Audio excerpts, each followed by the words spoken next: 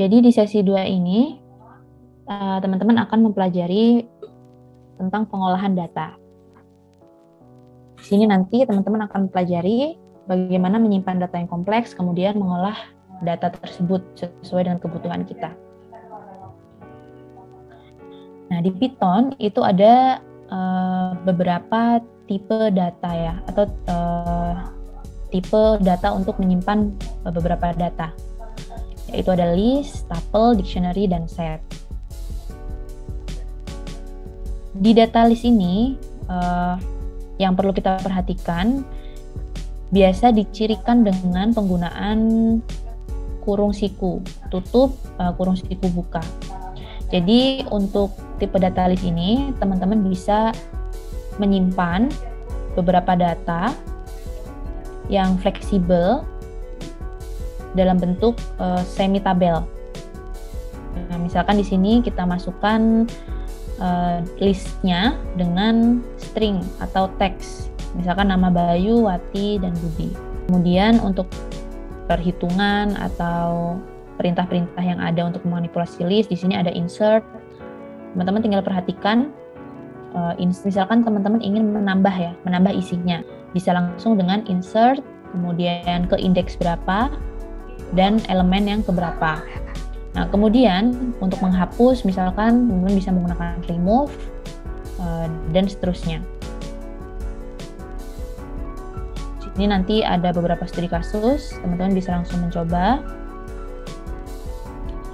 Kemudian yang kedua, ini tipe data tuple. Untuk tipe data tuple ini sedikit berbeda dengan list. Untuk tipe data tuple ini, semua datanya itu terurut, jadi tidak dapat diganti, ditambah, atau dikurangi. Sedangkan tadi di list kita bisa ya menambahkan, menyisipkan, atau bahkan menghapus isi dari listnya. Tapi untuk di tuple ini sudah terurut dari awal deklarasinya. Kemudian untuk tuple ini bisa diisi dengan berbagai jenis tipe data.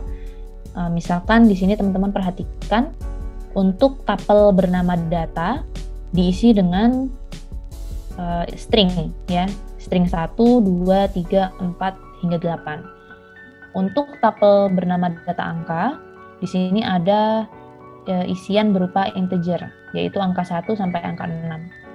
Dan untuk data campur, di sini ada campuran.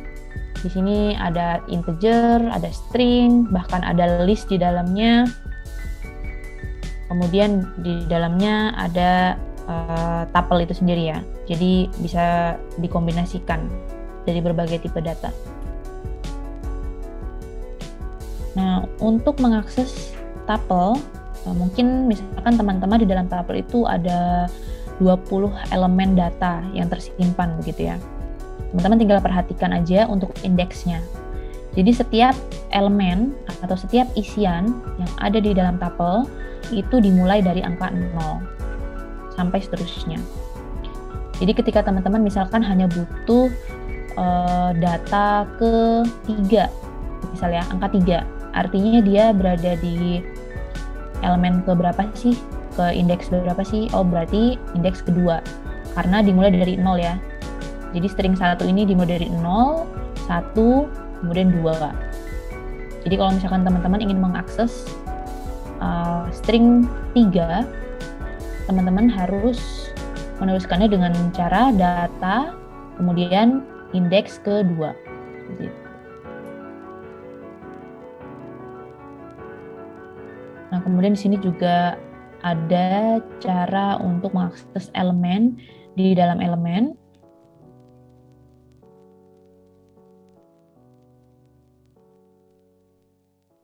Kemudian di sini juga nanti bisa melakukan pengulangan di dalam tuple, seperti yang tadi sudah dipelajari ya, terkait dengan skema for. Jadi range-nya yang tadinya kita langsung tentukan misalkan in range 10, artinya akan melakukan pengulangan 10. Tapi di sini kita lihat range-nya diganti dengan nama tuple-nya. Artinya pengulangan itu akan berlangsung hingga elemen dari tuple itu habis. Jadi nanti akan diulang dari elemen ke-0 sampai dengan elemen terakhir. Seperti contohnya untuk mencetak elemen di dalam tuple ini, jadi dimulai secara berurutan ya dari Budi, Majalengka, Jawa Barat sampai ke 1996. Hasil eksekusinya ada di bawah sini. Nanti ada studi kasus juga. Akan banyak ya teman-teman studi kasus di dalam slide-nya. Teman-teman bisa mencoba. Dan untuk studi kasus ini tidak perlu dikumpulkan ya, tidak perlu ditunjukkan karena hanya sebagai latihan teman-teman. Jadi tidak termasuk dalam penilaian untuk sertifikat seperti itu. Nah, kemudian selanjutnya tipe data dictionary. Di sini dari tampilannya saja sudah terlihat berbeda ya dari list dan tuple. Untuk dictionary ini tipe data yang menyimpan elemen dalam bentuk pasangan kata kunci tertentu. Jadi yang pertama di sini kamus mobil ini adalah nama dari dictionary-nya, kemudian ditandai dengan buka kurung kurawa dan diakhiri dengan tutup kurung kurawa di sini. Nah, kemudian cara penulisannya itu adalah dengan membuat beberapa pasang kata kunci. Misalkan di sini pabrikan, maka pasangannya adalah Toyota. Di sini ada model, maka pasangannya adalah Avanza. Begitu juga dengan tahun, pasangannya adalah 2020. Nah, untuk mengakses dictionary, teman-teman bisa melakukan fungsi print dan for seperti tadi ya saat kita melakukan print untuk tuple. Di sini langsung teman-teman bisa lakukan for dengan range-nya ini diubah dengan nama dictionary-nya. Nanti akan ditampilkan isi dari dictionary-nya. Kemudian selanjutnya ada tipe dataset. Jadi di tipe dataset ini kita bisa menyimpan sekelompok data yang tidak terurut. Jadi berbeda dengan tuple yang terurut, tidak bisa diubah, kemudian tidak bisa dihilangkan. Nah, untuk set ini kita bisa melakukan perubahan, kemudian di sini salah satu ciri-ciri lainnya adalah bisa diubah. Dan juga di dalam kelompok dataset ini tidak ada elemen yang isinya sama.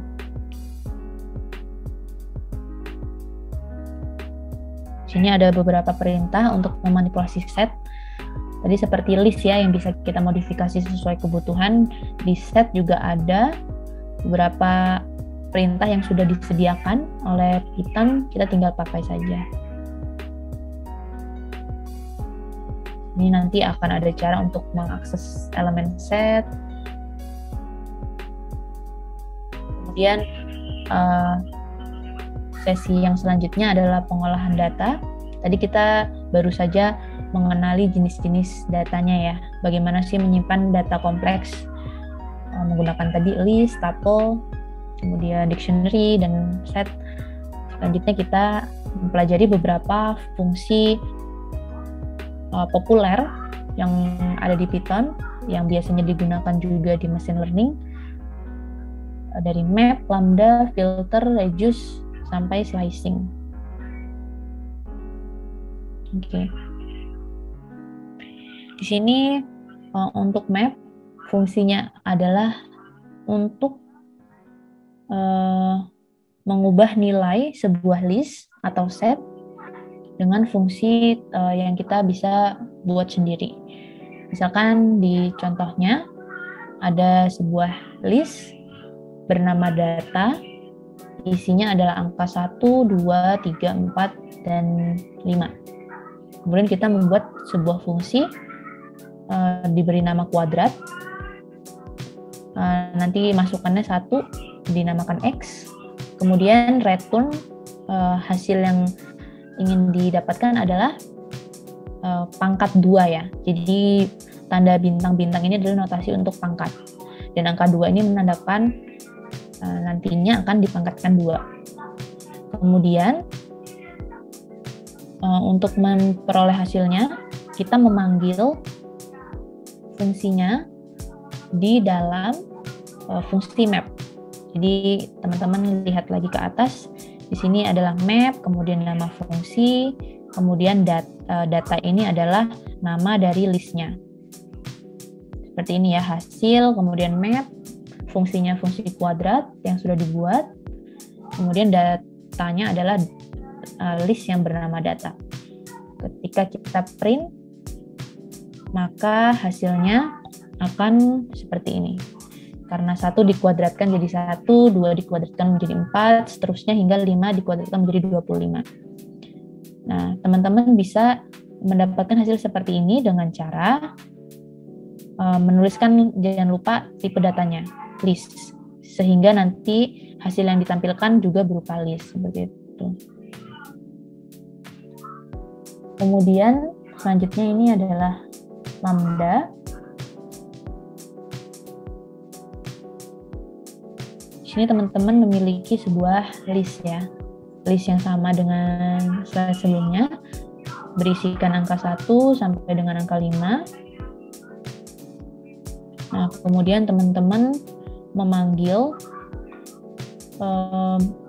fungsinya itu berbeda dengan yang sebelumnya ya. Ketika yang tadi kita membuat sebuah fungsi di luar, kemudian kita hanya panggil saja nama fungsinya, di sini teman-teman bisa langsung memasukkan kalkulasi atau perintah sebuah fungsinya dengan menggunakan keyword lambda.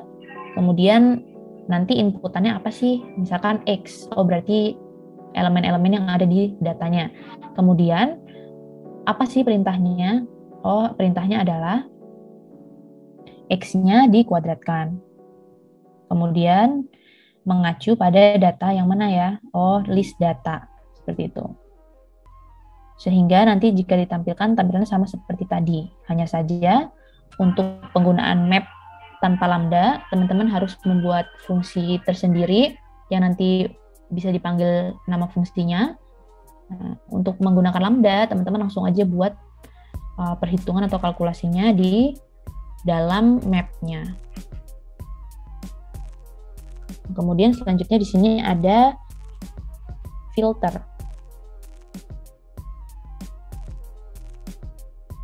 Nah, untuk filter ini artinya kita menyaring ya. Menyaring data sesuai dengan kriteria yang kita inginkan. Nah, misalkan untuk di bagian map-nya, di sini teman-teman membuat sebuah inputannya dari data tadi ya. Kemudian di sini teman-teman membuat operasi atau ekspresi yaitu X-nya tidak sama dengan 4. Nah, artinya kalau tidak sama dengan 4, selain dari angka 4 itu bernilai benar ya. Di sini terlihat bahwa ketika di-print-kan hasilnya adalah untuk angka 1, 2, dan 3, dan juga 5 itu nilainya true karena tidak sama dengan 4, sedangkan untuk angka 4-nya bernilai false karena dia sama dengan 4. Artinya tidak memenuhi kriteria yang ada di ekspresi bagian di sini. Nah, kemudian ketika kita filter, secara otomatis dia akan mengembalikan nilai yang benar saja. Nah, dari sini yang false itu kan hanya angka 4. Sedangkan untuk 1, 2, 3, 5 ini nilainya true, maka akan ditampilkan. Kemudian di sini ada fungsi reduce. Fungsi reduce ini nantinya akan mengembalikan satu nilai hasil dari pengolahan kelompok data tadi ya. Misalkan kita tadi mengolah list data, kemudian kita tuliskan fungsinya reduce, kemudian nama fungsinya apa, dan juga data yang diacu adalah apa. Nah, di sini kita gunakan fungsi yang memang ada dari Python ya, yaitu max. Artinya kita mencari angka yang terbesar dari list data. Karena di sini ada angka 1, 2, 3, 4, 5, dan kita hanya memilih satu angka hasil dari fungsi max, maka yang tampilkan hanya angka 5, karena angka 5 yang paling besar atau paling maksimum. Nah, kemudian di sini ada peraturan atau skema indexing. Jadi karena teman-teman tadi menyimpan data yang kompleks ya, artinya ada banyak baris data atau banyak kolom data seperti itu. Nah, teman-teman untuk bisa mengenali data yang, misalkan data pepaya ini di bagian mana sih? Oh, ternyata kita bisa kenali dari indeksnya. Tadi kita udah bahas bahwa untuk indeks di kelompok data itu dimulai dari angka 0 sampai seterusnya. Dan kemudian jika kita melihatnya dari paling akhir, dari elemen paling akhir itu dimulai dengan -1, -2, dan seterusnya. Nah, ini akan memudahkan teman-teman untuk mengakses data yang banyak ya. Misalkan di sini contohnya, teman-teman ingin menampilkan data tertentu nih. Misalkan data pertama, artinya kita hanya cukup menampilkan data indeks ke 0, maka nanti akan tampil pisang. Begitu juga dengan data terakhir. Karena data paling terakhir kita mulai dengan indeks -1, maka yang tampil akan muncul teks durian seperti ini. Nah, untuk slicing ini mengambil bagian tertentu. Sama ya, jadi kita perlu mengingat format indeksnya tadi, dan kita bisa memilih atau menampilkan data yang sesuai dengan kebutuhan kita. Mungkin tadi kalau misalkan indexing ketika hanya data 0, oh berarti cuma 1 nih yang bisa tampil, yaitu data pertama.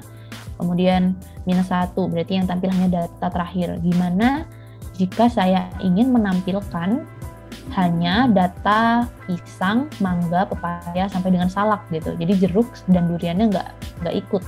Nah, itu kita bisa gunakan slicing. Di sini ada beberapa aturan yang sudah populer.